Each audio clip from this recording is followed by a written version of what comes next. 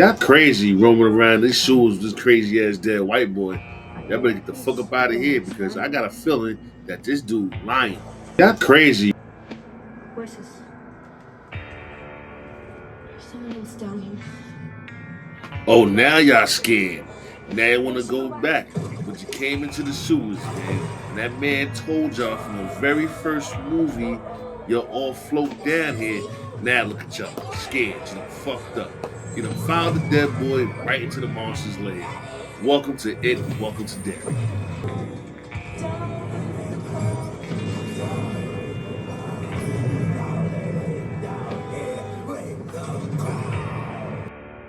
What if I told you Pennywise has been hunting Derry for way longer than we ever thought? Not just the 80s, not just the 50s, but for generations. Today, we're breaking down the first 5 episodes of It, Welcome to Derry. And trust me, this show quietly reveals some of the darkest secrets this town has tried to bury. If you love horror breakdowns, hidden details, and twisted backstories, hit that like button and let me talk. Don't be scared. Don't be scared. Keep away from me! It Welcome to Derry is a prequel series set before the It movies. You know the ones that came out between 2016 and 2019? Yeah, those two movies. But yo, concept is dope. Instead of focusing on one group of kids, the show zooms in and out, shows how Derry itself gets down. Like the town's really cursed. You fucked up there. You know what I mean? Each episode gives us different. Right now we're set 27 years before the last movie, so we're in like 1961, 62. But they also do flashbacks to 27 years prior to show us how it was wild, different tragedies going on, but it was the same evil. The same evil is not just Pennywise or the entity, it's the whole fucking town. You gotta check the show out. Word. Episode 1 is called The Town Remembers. Now, when this series first kicked off, if you're not grabbed and locked in after the first 10 minutes of the episode where it draws you in, and that sequence is crazy, I still don't want to do a spoiler, even though the show been out for a few weeks now. But by watching that first 15 minutes of this show, it should bring you right in. But basically, we're introduced to Derry in the late 60s. We follow a new family moving into town after mysterious death of their son years earlier. We see strange behaviors from the neighbors, a lot of deja vu moments. People acting like they've forgotten things that they shouldn't have, you know what I mean? Then we get our first creepy callback, a kid seeing a red balloon in a sewer drain. And the reveals here are very subtle, you know what I mean? Derry itself is alive. It's like a living organism. People don't talk about the past, not because they heal from, but because the town makes them all forget about it. It's really clear. Pennywise don't hunt people. He also erases their memories, man. This show is wild. Episode 2 is called The Disappeared Children. Now, if you watch episode 1, you'd have peeped how we basically had a prototype of the Losers Club from the It movies. But unlike the movies, these group of kids didn't make it out alive. Well, not all of them anyway. You'll see it when you watch the series. But basically, the kids begin to vanish, but unlike normal towns, nobody's panicking. No search parties, and families, they just don't really care. They're not talking about the missing kids, which is wild. One investigator starts to track the kids down, only to realize there's been a pattern going back for decades. Basically, the death comes every 27 years, exactly like it did in the It films. But here's how the show gets smart. We don't see the victims, but we see how the adults enable the evil that happens in this town by just simply ignoring it, man. Like I said previously, this show is good and the writing is good and hands off to whoever's behind the scenes making all this shit work. You feel me? Episode 3 is titled Pennywise Before the Clown.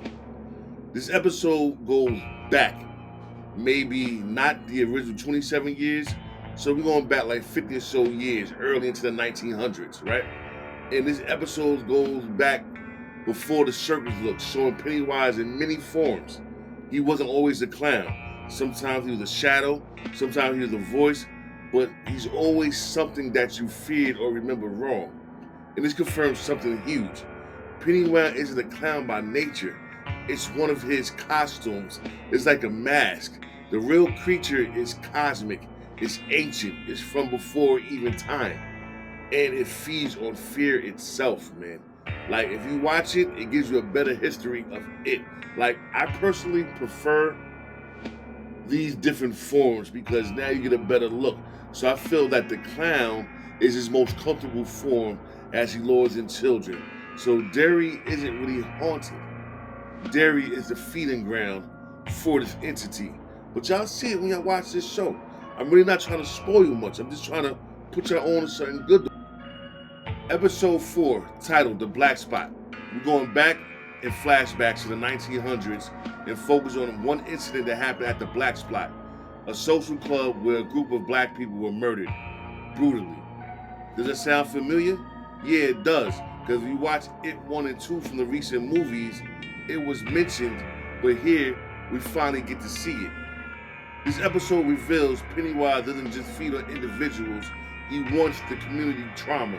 He needs more fear to feed because for him, fear is the seasoning to the human flesh. Episode 5, titled The Monster is Derry. This is the turning point in this episode. All the timelines that we're discussing previously, getting the history of Derry, they start to overlap. Visions are connecting. People are starting to remember things that they shouldn't. And we feel that Pennywise isn't working alone. He put a lot of fear in people. He took over a lot of lives. And he turns into a lot of people who are from the town that are missing. So it's like, what's going on? Does he have a network of people? Are the people that he's acting like are really the people? Or is it the entity pretending to be people? You'll see it when you watch, man. I'm really not trying to spoil anything, but the show was good. There's a couple characters in here that got you questioning things like, is this person who they say they are? Or are they an agent of chaos? You know what I mean? But the town itself, it amplifies all the evil that's going on. Like, one of the characters said in the show that the water's contaminated. So what I'm thinking is basically like the evil from it is so deeply entwined with the community that they need anger and fear to feed this monster so the monster can come out every 27 years and devour people. It's crazy. Definitely loving this show. I feel like this, man. If the series continues like this, we may have like a universe of Stephen King. I mean, a lot of Stephen King novels and movies and shows all take place in Derry or mention Derry. So right now we have It. They done mentioned Shawshank Prison from, I remember the movie and the book Shawshank Redemption.